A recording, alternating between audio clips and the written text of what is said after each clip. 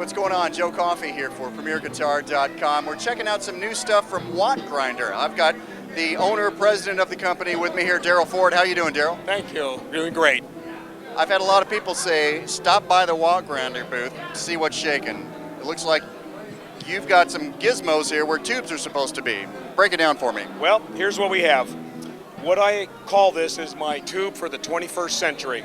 This is a non-glass, non-vacuum tube device replacement for the 12AX7. The motivation of this design was listening to the industry of designers and players saying that the Chinese tubes, the Russian tubes, are so inconsistent and the quality is so poor that they're really starving for an answer. So that's what I went to work to do. I put my engineering skills and my playing skills together to try to develop a product that would answer those questions. So what we have here is a variety of product, different models, which I'll take you through in a moment. But what this does, the characteristics of this tube is such that it will not microphonic, it is not susceptible to vibration the way a glass tube is. It will not deteriorate and degrade your tone over time. This tube should last the lifetime of your equipment. Really? Definitely. So far, so good. The other characteristic, which is really nice about these tubes, is that with the different models, if you have 1,000 of these tubes, they all sound the same. We do not have to sort and find the proper preamp tube anymore. I'm eliminating that by design. We just came out with the consistency of production. So 1,000, if you buy 1,000 tubes, they are all the same. They will perform the same. It eliminates the preamp tube sorting, which a lot of players are just dying to find the right tube using new old stock, looking for the Sylvania, the RCA, whatever it is, and are paying a lot of money for this. I'm trying to eliminate that as well. If you buy one tube, lasts the lifetime of your equipment, that's a pretty good investment. And there's no wrong choice here.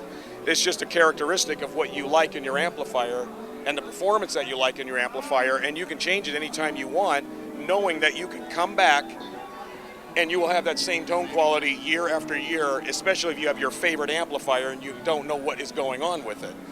So I see four kinds here. How did you make your decisions to dial into this and dial into that for these four? Okay, what happens here with the standard package, what I call, and you can tell that I use colors for the names.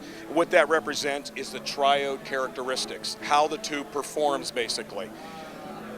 These two, for example, in a nutshell, very wide dynamic range, very full body tone, very clean bass treble, very uniform performance. Great for blues, country western, jazz players, even great for home audio equipment and tube microphones. Shure Mic has been down here, they're looking at it, they are very interested in that type of consistency. The next two, the orange and red, imply a higher gain, a bit more bite into your dynamics. This has a little bit less lower end, more articulation in the high end, great sustainability. The shredders and the death metal and those guys love this too, especially in your first position of your amplifier, because that's where everything really counts and starts. Then what I have are the customs. The customs were created because I have the four triode technologies. What I am now able to do in a single preamp package is mix and match triode performance in one tube. Wow. Thank you. And I'm using that in this Mesa Boogie. This is the amp I actually gig with. I'm using an orange green. The way this amplifier is wired from the factory, there's no modifications, by the way, to the amp. None at all. This is factory. My guitar input is going through the orange circuit. The orange tube for me gives me a great bite for blues, which is my primary choice of music. The green side of the triode feeds the tone control circuits. So I don't want to put an overdrive into that circuit. Beautiful match using a custom design in one position of the amplifier, getting the best of both worlds. So now I have a little bit overdrive bite when I play my guitar. I can feel that, yet I have this open, wide dynamic range of the tone controls just by virtue of having one custom tube. Wow. And then for my reverb circuit, for example, I'm using a green standard. Again, full dynamic range. Putting that in this design completely opened up my reverb.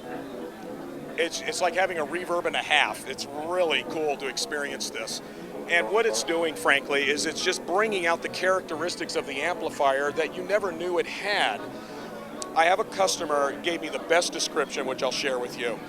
He said, now that he has a ToneGrinder to compare to what he didn't know he had before, he says, with glass vacuum tubes, it felt like his amp was being suffocated. With a ToneGrinder, it allowed his amp to open up and breathe. I thought that was a great description, so I wanted to share that with you. What else should people know about you as a company, where these are made, you know? Absolutely. If I didn't mention it, these tubes are made in the U.S. in my factory in Northern California.